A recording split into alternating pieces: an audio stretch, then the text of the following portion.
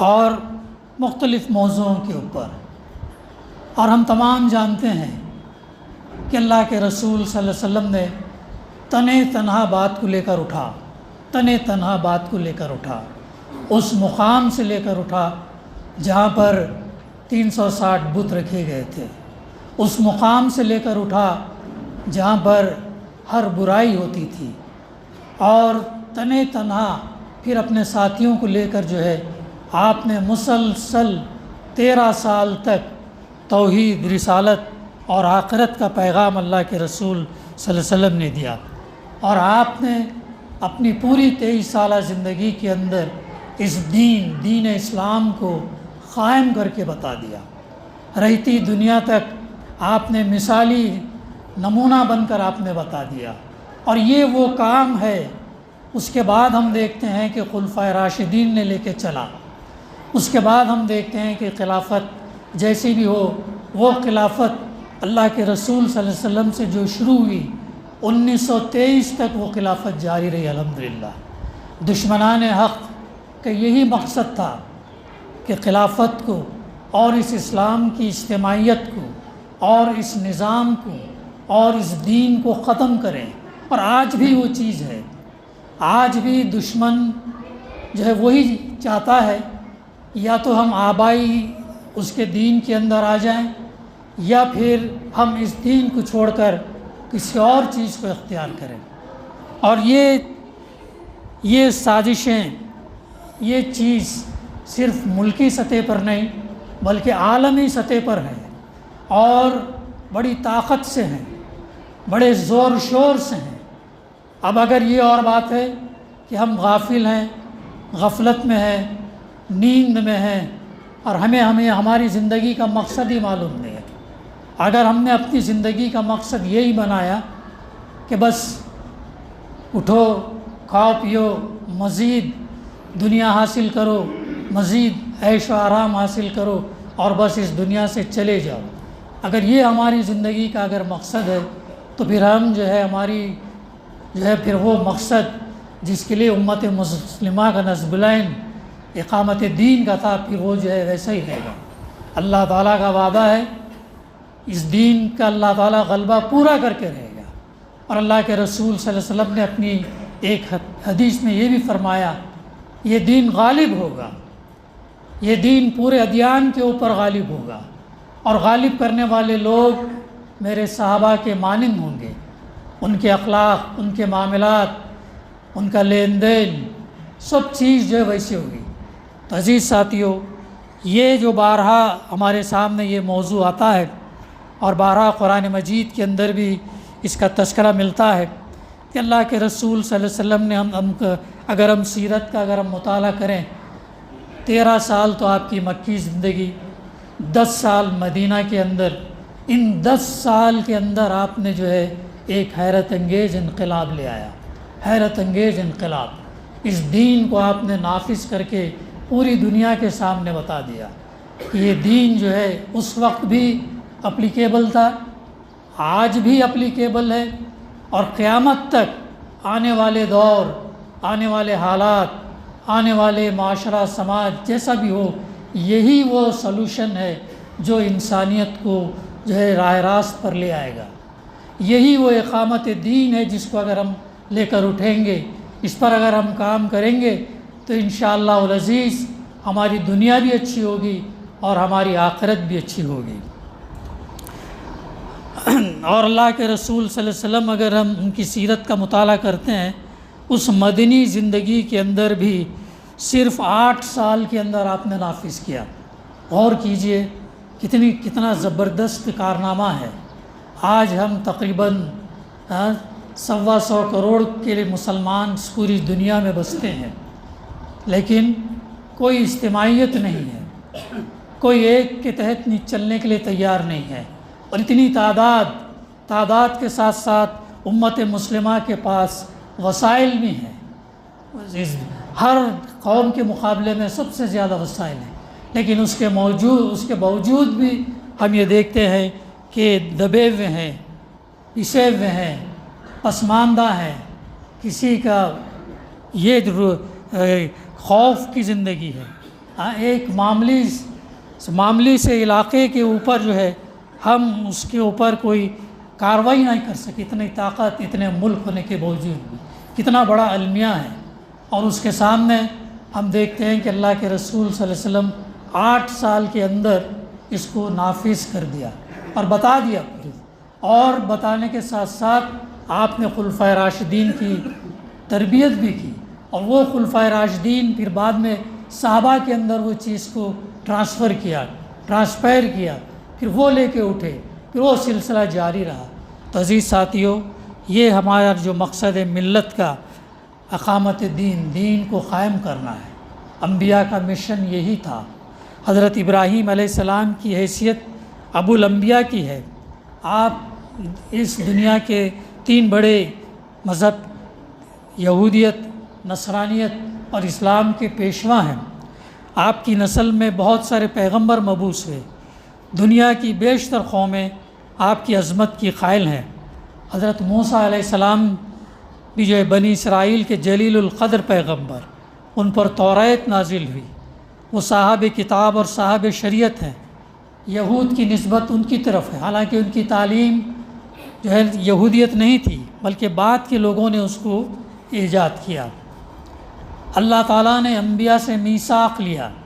آیت میں میثاق کا لفظ آیا جو میں نے ابھی آپ کے سامنے، اس کی معنی یہ ہے عہد و پیمان، وعدہ، پرومس اور اقرار کے ہیں۔ اس کی تاکید کے لیے اللہ تعالیٰ نے آخر میں میثاقاً غلیظہ کے الفاظ استعمال ہوئے، یعنی مضبوط اور پختہ عہد و پیمان اللہ تعالیٰ نے ہر انبیاء سے لیا کہ تم کو یہ کام کرنا ہے۔ اسی لیے ان کے سامنے نہ تو دنیا کمانے کا مقصد ہوتا، نہ زمینات کو بڑھانے کا مقصد ہوتا، نہ مال جمع کرنے کا مقصد ہوتا، بلکہ ان کے سامنے مقصد یہی ہوتا کہ انسانیت کو اللہ کی بندگی میں لائیں، اور اللہ نے جو دین دیا ہے، جو وے آف لائف ہم کو دیا ہے، اس وے آف لائف کو دنیا میں نافذ کریں۔ اور یہ چیز اللہ تعالیٰ نے پختہ عہد ان سے لیا۔ اللہ کے رسولوں اور خاص طور پر ان جلیل القدر رسولوں سے اس امر کا پکا عہد و پیمان اللہ تعالیٰ نے لیا، اور دین پر ہر حال میں قائم رہیں گے، حق رسالت ادا کریں گے، دعوت اور تبلیغ کی ذمہ داری ادا کریں گے، اور ان پر اللہ تعالیٰ نے ڈالی، اور کما حقہ اسے پورا کریں گے، اور ہر ایک نے پورا کر گیا، ہر ایک نے جو ہے انبیاء جو ہے وہ پورا کر کے گئے۔ مخاطب قوم پر دین کی حقانیت اچھی طرح واضح کریں گے، اس کے ساتھ ان کا رویہ خیرخواہی کا ہوگا، وہ ایک دوسرے کی تصدیق کریں گے، اللہ کے کسی رسول کا انکار نہیں کریں گے۔ مفسرین کے نزدیک اس میں یہ بات بھی شامل رہی ہے کہ وہ آخری نبی اللہ کے رسول صلی اللہ علیہ وسلم کی بشارت دیں گے۔ قرآن مجید میں اس کا تذکرہ ہمیں ملتا ہے، توریت اور انجیل میں بھی اس کا تذکرہ ملتا ہے، باقی کے دنیا کے دوسرے مذہب کی کتابوں کے اندر بھی یہ تذکرہ ملتا ہے کہ ایک آخری نبی آنے والا ہے۔ وہ نبی کوئی اور نہیں بلکہ اللہ کے رسول صلی اللہ علیہ وسلم۔ اللہ تعالیٰ نے انبیاء کو اقامت دین کا حکم دیا، آرڈر دیا۔ ایک دوسری آیت میں اللہ تعالیٰ سلسلہ رسالت کی ان 5 نمایاں رسولوں کے متعلق کہا گیا کہ انہیں اقامت دین کا حکم دیا گیا تھا اور اسی کی تاکید کی گئی تھی۔ اور یہ بھی ہم بارہا اس آیت کو سنتے ہیں، سورہ شورى کی آیت نمبر 13، جس میں اللہ تعالیٰ فرماتا شرع لکم من الدین ما وصى به نوح والذی اوحینا الیک وما وصینا به ابراہیم وموسیٰ وعیسیٰ نقیم الدین ولا تتفرقوا فیہ۔ اس نے یعنی اللہ تعالیٰ نے تمہارے لیے دین کا وہی طریقہ مقرر کیا جس کا حکم اس نے نوح علیہ السلام کو دیا تھا، اور جسے اللہ کے رسول صلی اللہ علیہ وسلم اب تمہاری طرف ہم نے وحی کے ذریعے سے بھیجا ہے، اور جس کی ہدایت ہم ابراہیم علیہ السلام اور موسیٰ علیہ السلام اور عیسیٰ علیہ السلام کو دے چکے ہیں، اس تاکید کے ساتھ کہ قائم کرو اس دین کو اور اس میں متفرق نہ ہو جاؤ۔ تو محترم بزرگوں، نوجوانوں، مجھے اور ہم تمام کو اپنا اپنا احتساب کرنا چاہیے کہ ہمارا کیا کنٹریبیوشن ہے۔ اللہ کا چونکہ وعدہ ہے وہ یہ دین کو غالب کر کے رہے گا، چاہے حالات کیسے بھی رہیں، چاہے مشرکین کو کتنا ہی ناگوار لگے، لیکن اللہ تعالیٰ اس کو قائم کرے۔ اب ہماری یہ ذمہ داری ہے کہ میرا اور ہم تمام کا اس اقامت کے لیے کیا حصہ ہے، کیا ہماری کوشش ہے، کیا ہم خدمت دے رہے ہیں، کیا کام ہم کر رہے ہیں، ہمیں جو ہے اپنا جائزہ لینا چاہیے۔ اقامت دین کے چند پہلوؤں کی وضاحت کرتے ہوئے میں بات کو آگے بڑھاتا ہوں انشاءاللہ۔ پہلا اس کا یہ ہے کہ اقامت دین کا مطلب یہ کہ انسان اپنی پوری زندگی میں، جیسا پہلے بھی بات آئی ہے، کہ شخصی طور پر ہو، انفرادی طور پر ہو، سماجی ہو، سیاسی ہو، اللہ کی عبادت اطاعت کی راہ اختیار کرے اور غیر اللہ کی عبادت اور اطاعت سے جو ہے وہ کنارہ کش ہو جائے۔ دین کے اندر پورے جز ہیں، عبادات، نماز، روزہ، زکوٰۃ دین کا ایک حصہ ہے، معاشرت، سماجی مسائل دین کا حصہ ہے، تجارت، معاشرت، اکانومی دین کا ایک حصہ ہے، سیاست کیسے اس کو چلانا چاہیے، کیسے برائی کو مٹانا، بھلائی کو پھیلانا، کیسے دنیا کا نظام عدل، انصاف، ظلم کو مٹانے کے لیے ہمیں اٹھایا گیا، کیسے اس کو ہم قائم کرنا، کیسے اس کو ایڈمنسٹر کرنا، کیسے اس کو مینیج کرنا، یہ ہم کو اسلام سکھاتا ہے۔ اسلام صرف عبادات کا نام نہیں ہے بلکہ تمام چیزوں کا، اکنامی سے لے کے سوشل اسپیکٹ سے لے کے، پھر یہ جوڈیشری سے لے کے کرمنل لاس کے سے لے کے تمام چیزوں کو، تمام شعبوں کو اسلام رہنمائی دیتا ہے کہ تم ایسے کرو، ایسے کرو، ظلم کو مٹاؤ، انصاف قائم کرو، عدل قائم کرو، انسانیت سکون میں رہے، امن میں رہے، اور اللہ کے پیغام کو پہنچاؤ، لوگوں کو اللہ کی بندگی میں لے آؤ۔ اور یہ جو عبادات ہیں، نماز، روزہ، زکوٰۃ، حج، یہ ہم کو ٹرین کرتی ہیں، تربیت دیتی ہیں، یہ بڑے کام کے لیے ہمیں تیار کرتی ہیں۔ لیکن آج افسوس کہ ہم نے اسی کو اپنا مقصود بنا لیا۔ ہم صرف یہ سمجھتے ہیں کہ بس یہ چیزیں کر لیں کافی ہے، باقی ہو جائے گا۔ ایسا نہیں ہے، یہ ہماری تربیت کے لیے ہے، یہ ہمیں تیار کرتی ہیں ایک بڑے کام کے لیے۔ اس سے ہمیں اوپر اٹھنا ہے، نہ کہ ہمیں اسی میں رہنا ہے، بس اتنا ہم کر لیے باقی یہ کرتے جاؤ، نہیں۔ بلکہ جس معاشرے میں ہم مسجد سے باہر نکلتے ہیں، اس معاشرے کے اندر کی برائیوں کو، بھلائیوں کو، معاملات کو، لین دین کو، کاروبار کو، سود کو، ان تمام چیزوں سے جو ہے ہمیں مقابلہ کرنا ہے، کوشش کرنا ہے۔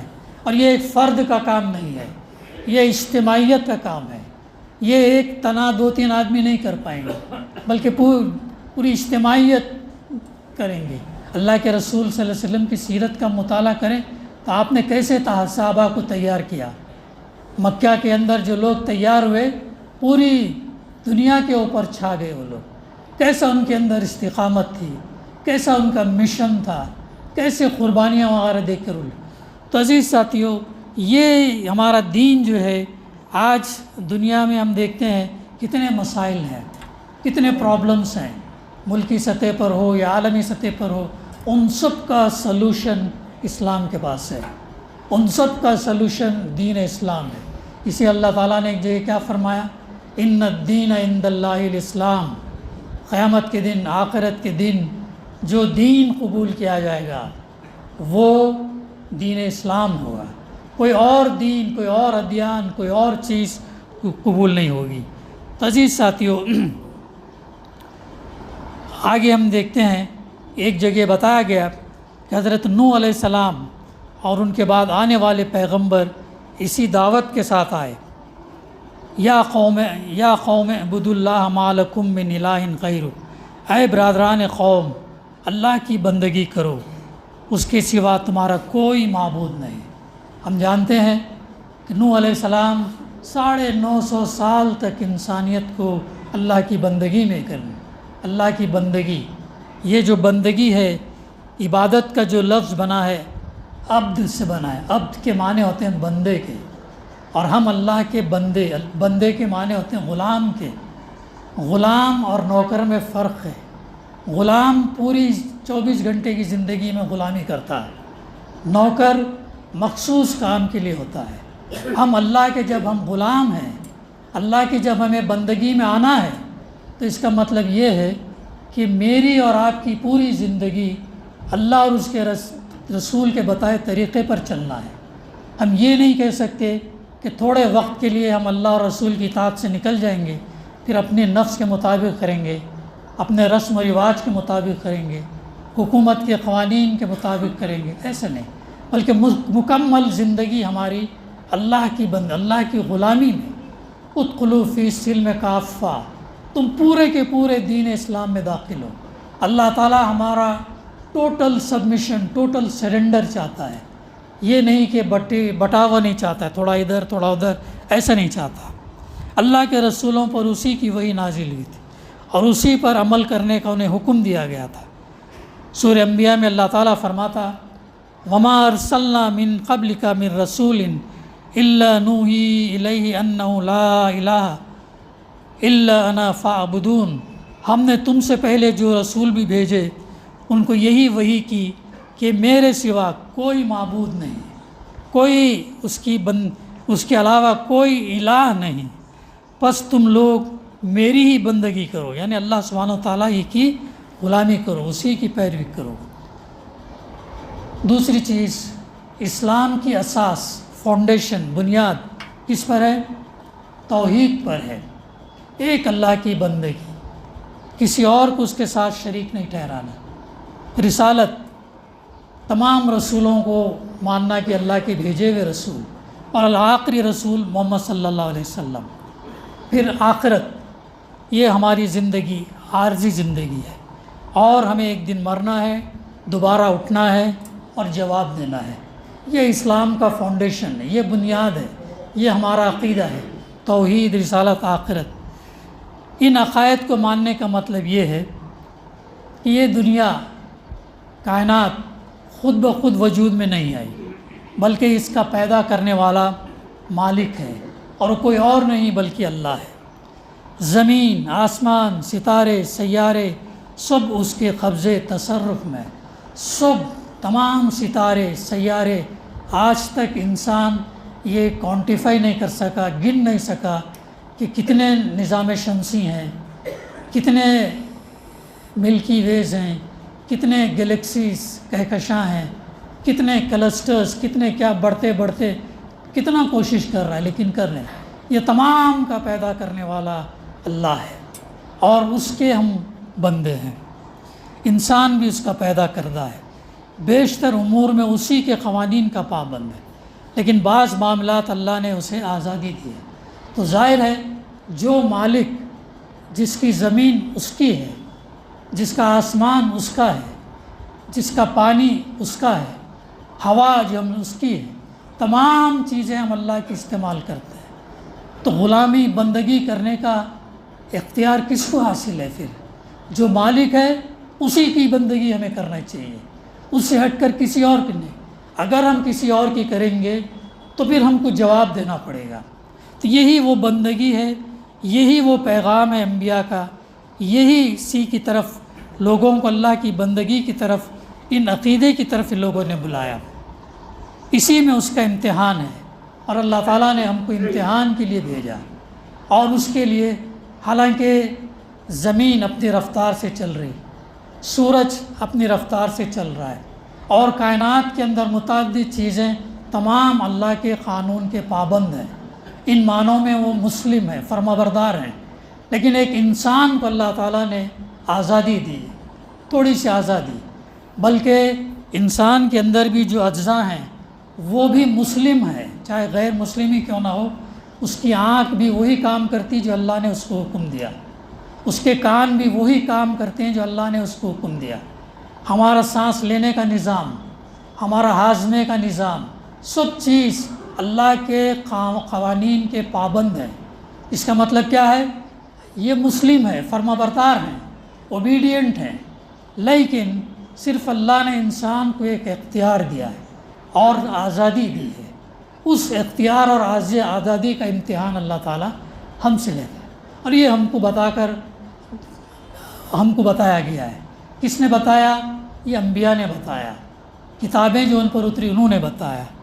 تو یہ جو اس ہدایت کو قبول کرے وہ دراصل کامیاب ہوگا، اور جو اس کو قبول نہ کرے وہ ناکام اور نامراد ہوگا، دنیا کے اندر بھی اور آخرت کے اندر بھی۔ تیسرا پوائنٹ یہ ہے کہ اسلام پوری زندگی کے لیے نقش عمل فراہم کرتا ہے۔ اس کے دائرے میں بات عقیدے کی آ گئی، عبادت، مکمل بندگی اللہ کے لیے، اخلاق، معاشرت، معاملات، قانون اور سیاست تک کی زندگی کے سب ہی شعبے آتے ہیں، سب شعبے دین اسلام کے اندر آتے ہیں۔ اسلام اللہ تعالیٰ کی اطاعت فرما برداری کا نام ہے۔ اللہ تعالیٰ انسان سے ہر معاملے میں اپنی فرما برداری چاہتا، وہ یہ حق کسی کو نہیں دیتا کہ وہ کسی بھی معاملے میں اللہ کے حکم سے سرتابی کرے، وہ کسی کو یہ نہیں کرتا۔ اللہ تعالیٰ ایک جگہ قرآن مجید میں فرماتا، پہلے بھی تذکرہ بھی کیا میں نے آپ کے سامنے، یا ایھا الذین آمنو، اے لوگو جو ایمان لائے ہو، ادخلوا فی السلم کافہ، تم پورے کے پورے اسلام میں آ جاؤ، پورے کے پورے اسلام کے اندر آ جاؤ۔ ولا تتبعوا خطوات الشیطان انہ لکم عدو مبین، اور شیطان کی پیروی نہ کرو کہ وہ تمہارا کھلا دشمن ہے۔ شیطان جو ہے وہ انسان کا کھلا دشمن ہے۔ شیطان صرف وسوسے ڈالتا ہے۔ شیطان قیامت کے دن، آخرت کے دن وہ اپنے آپ کو بری الذمہ ہے۔ سورہ ابراہیم، سورہ رات کے اندر وہ اس کا تذکرہ ہم کو ملتا ہے۔ وہ تو کہے گا میں تو تم کو زبردستی انگلی پکڑ کر نہیں لایا، میں تمہارے اندر وسوسے ڈالا، تم کو بہکایا اور تم اس کے اوپر چل گئے۔ اللہ کے رسول صلی اللہ علیہ وسلم نے کیا فرمایا؟ ہر انسان کے ساتھ ایک شیطان لگا ہے اور وہ اس کو راہ راست سے ہٹانا چاہتا ہے، بلکہ شیطان گھات لگا کے بیٹھا ہے۔ گھات کہتے ہیں، ایمبوش کو کہتے ہیں، اور انسان غافل ہے، وہ نیند میں ہے، لیکن شیطان سوچتا ہے جیسا انسان ہوگا ویسا شیطان لگا ہے، جیسا عالم ہوگا ویسے لیول کا شیطان لگا ہے، اور اس کا مقصد ہی یہ ہے کہ اس کو راہ راست سے ہٹائے، اس کو اپنے مقصد سے، اپنے مشن سے ہٹائے۔ اللہ کے رسول صلی اللہ علیہ وسلم نے فرمایا کہ ہر انسان کے ساتھ شیطان لگا ہے۔ صحابہ نے سوال کیا ہے اللہ کے رسول صلی اللہ علیہ وسلم کہ آپ کے ساتھ بھی؟ تو آپ نے فرمایا کہ ہاں میرے ساتھ بھی، لیکن میں نے اسے مسلمان کر لیا۔ پھر ایک اور جگہ اللہ کے رسول صلی اللہ علیہ وسلم فرمایا شیطان انسان کے خون کے ساتھ دوڑتا ہے، یعنی اتنا الرٹ ہے شیطان، اتنا چوکنا ہے، شیطان چیلنج دے کر آیا ہے کہ میں تیرے اکثریت بندوں کو راہ راست سے بھٹکاؤں گا اور مجھے مہلت چاہیے۔ تو اللہ تعالیٰ نے اس کی اجازت دی، اور اللہ تعالیٰ نے قیامت تک اس کو مہلت بھی دیا، اور وہ یہ کام میں لگا ہوا ہے مسلسل، لیکن انسان جو ہے بھول جاتا ہے، بھول چوک کا یہ ہے، اور غافل ہو جاتا ہے، لیکن وہ گھات لگا کر حملہ کرتا ہے اور ہمارے خون کے ساتھ دوڑتا ہے۔ قرآن مجید تذکرہ کرتا ہے تو تم کو سامنے سے حملہ کرے گا، دائیں سے کرے گا، بائیں سے کرے گا، پیچھے سے کرے گا، اتنا الرٹ ہے وہ۔ تو ہمیں اور آپ کو عزیز ساتھیوں اس کے تعلق سے بھی غور کرنا چاہیے کہ اس کے شر سے ہمیں جو ہے ہمارا اصل دشمن شیطان ہے، تو اس سے بھی ہمیں جو ہے اللہ کی پناہ میں آنا چاہیے اور اپنے آپ کو چوکنا رہنے۔ چوتھا نقطہ، اسلام کا تعلق انسان کے ظاہر اور باطن دونوں سے ہے۔ وہ انسان کی مادی مسائل کو بھی حل کرتا اور اسے روحانی سکون بھی فراہم کرتا۔ اسلام انسان کی مادی ضروریات کو نظر انداز نہیں کرتا، ان کی فی الواقع جو اہمیت ہے اسے تسلیم کرتا ہے۔ اس نے ایسا نظام قائم کیا، ہر فرد کی غذا، لباس، مکان، تعلیم، دوا، علاج جیسے بنیادی ضروریات لازماً پوری ہوں۔ یہ جو دنیا کے اندر وسائل ہیں، ریسورسز جسے ہم کہتے ہیں، پیٹرول کی شکل میں ہو، معدنیات کی شکل میں ہو، غذا کی شکل میں ہو، یہ کس کے لیے ہے؟ انسانوں کے لیے ہے۔ اور اللہ یہ پسند کرتا کہ ایمان والوں کا قبضہ ان ریسورسز پر ہو، تاکہ ایمان والوں کا قبضہ اگر ان ریسورسز پر ہوگا تو پھر اس کا استعمال صحیح ہوگا، اس کا ڈسٹریبیوشن صحیح ہوگا، پھر دنیا امن کے اندر رہے گی۔ تو یہ نہیں، ظاہر ہے اگر یہ ریسورسز ان لوگوں کے ہاتھ میں جائے جو فساد پھیلاتے ہیں دنیا میں، جو ظلم کرتے ہیں، جو چاہتے ہیں کہ ساری چیزیں اپنے حد تک آ جائیں، تو کیا کریں گے؟ پوری دنیا کے نظام کو تبدیل کریں گے، ڈیز آرڈر کریں گے اور فساد برپا کریں گے۔ تو یہ جو ہے اللہ تعالیٰ حلال کمائی کو پروموٹ کرنے کے لیے کہتا ہے۔ اللہ تعالیٰ نے کمائی، رزق حاصل کرنا، روزی حاصل کرنا، حلال ذریعوں سے یہ کرنا، اس کو آگے دیتا۔ آپ دیکھیں عشر مبشرہ کے اندر عبد الرحمن بن عوف رضی اللہ، ابو بکر صدیق رضی اللہ اور دوسرے صحابہ بھی اچھے مالدار تھے، لیکن اللہ کی راہ میں خرچ بھی ویسے کرتے تھے۔ تو یہ جو چیزیں ہیں، ان چیزوں کے اوپر بھی اسلامی طرز کے اوپر جو ہے ہونی چاہیے۔ اسلام ایسی معاشرت فراہم کرتا جس میں چھوٹوں سے محبت اور بڑوں کا احترام پایا جائے، جہاں کوئی بھی فرد کسی دوسرے کو حقارت کی نظر سے نہ دیکھے اور ہر ایک کو اسی سلوک کا سزاوار سمجھے جس کا وہ خود جو ہے مستحق سمجھتا، جہاں عفت عصمت کی فضا پائی جائے، جہاں بد اخلاقی بے حیائی کے مظاہرے کسی میں ہمت نہ ہو۔ آج دیکھیے دنیا کے اندر کتنی بے حیائی، کیسے کیسے چیزیں، بد اخلاقی، کیسے کیسے شرک دیکھتے ہیں ہم لوگ، کیسی کیسی خود غرضی، کیسی کیسی مفاد پرستی۔ ان تمام کو ختم کرنے کے لیے اسلام آیا، ان تمام کو مٹا کر دین اسلام جو ہے وہ امن، سکون، عدل، انصاف چاہتا، برائیوں کو مٹانا، بھلائیوں کو پھیلانا حکم دیتا ہے۔ اسی طریقے سے اسلام موجودہ دور کے لیے بھی ایک آلٹرنیٹ نظام دیتا ہے، آلٹرنیٹ سسٹم دیتا ہے، اور وہ سسٹم الہادی فکر اور فلسفہ کی جگہ اللہ تعالیٰ کی عبادت، اللہ کی اطاعت، اس کی ہدایت، رہنمائی اور آخرت کی جوابدہی کے اساس پر قائم کرتا، دنیا کی کامیابی کے ساتھ آخرت کی فلاح کا تصور پیش کرتا ہے۔ دنیا کے اندر آج جو اخلاق ہیں وہ دنیا کی حد تک ہیں۔ Honesty is the best policy, دنیا کا ویسٹ کا کانسیپٹ ہے۔ ایمانداری ایک اچھی چیز ہے، کس لیے؟ دنیا حاصل کرنے کے لیے، آخرت کا تصور نہیں ہے۔ اس کے مقابلے میں دنیا جو بھی چیزیں ایمانداری اختیار کرو تو دنیا اور آخرت کے لیے کرو۔ تو آج جو ویسٹ کی یا یورپ کی جو یہ ہے بنیاد جو ہے دنیا پرستی کے اوپر ہے، جو بھی اخلاق ہم ان کے یہاں دیکھتے ہیں وہ دنیا حاصل کرنے کے لیے، لیکن اس کے مقابلے میں دین اسلام ہم کو یہ چیز دیتا ہے کہ ہم دنیا میں بھی کامیاب ہوں اور آخرت میں بھی جو کامیاب ہو۔ اسلام انسانوں کے درمیان پائے جانے والے جھوٹے امتیاز، چھوٹے بڑے، وہ ختم کرتا ہے اور سب اولاد آدم کی حیثیت سے دیکھتا اور ان کو بغیر کسی تفریق کے مساوی حقوق فراہم کرتا۔ وہ ہر طرح کے ظلم اور کو ختم کر کے عدل، انصاف اور انسانوں سے محبت، حسن سلوک کی راہ دکھاتا ہے۔